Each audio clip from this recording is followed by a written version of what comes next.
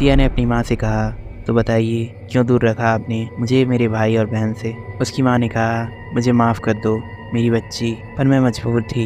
ये भविष्यवाणी हुई थी कि मेरी तीनों संतान अलग अलग परिस्थितियों को झेलेंगी। मैं एक माँ हूँ, अपनी संतानों को मुसीबत में कैसे देख पाती, इसलिए मैंने सबको अलग अलग और अच्छी जगह भेज दिया जहाँ सब सुरक्षित रह सकें। सिया ने हकलाते हुए कहा, तो वो लड़का। उसकी माँ ने उसे बीच में रोकते हुए कहा, हाँ, रोशन तुम्हारा भाई था। बचपन में वो एक आम इंसान के बच्चे की जैसा ही था, इसलिए मैं चाहती थी कि कम से कम मेरा एक बच्चा खुशी से अपनी ज़िंदगी जी सके। पर मेरा ये सपना भी शीशे की तरह टूटकर चकनाचूर हो गया। ये सब सुनने के बाद सिया को ऐसा लग रहा था कि जैसे किसी ने उसके दिल पर पत्थर रख दिया हो। वो समझ चुकी थी कि उस रात वहाँ उस जंगल में उस पेड़ के पीछे जो परछाई उसे घूर रही थी, वो कोई और नहीं बल्कि उसका भाई ही था। वो वही था जिसने सिया के गले से उसका नेकलेस निकाला था। ऐसा उसने इसलिए किया था क्योंकि वो जानता था कि वेयरवुल्व्स को किसी की तलाश है और वो इसे पाने के लिए सिया को नुकसान भी पहुंचा सकते थे।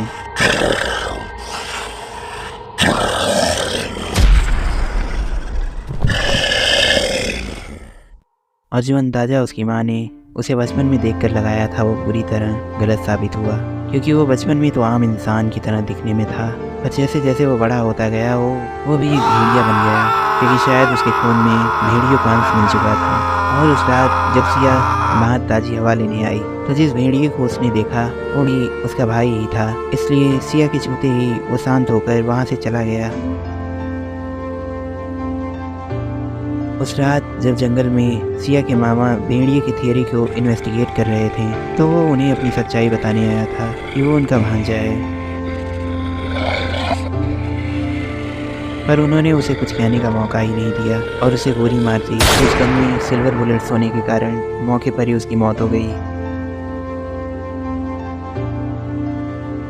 सिया ने कहा, पर मैं जानती हूँ कि मेरे इंसान भाई को वेयरवुल्फ किसने बनाया। वो दानिश ही था, वेयरवुल्व्स का राजा, जिसने मेरे मासूम भाई को एक भेड़िया बना दिया। मैं नफरत करती हूँ उससे, जिसके कारण मैंने अपने भाई को खो दिया। मैं अपनी मरी हुई माँ की कसम खाती हूँ कि मैं सॉल्मन क्रीक में मौजूद सारी शैतानी ताकतों का अंत कर दूंगी और अब यही मेरी ज़िंदगी का इकलौता मकसद है।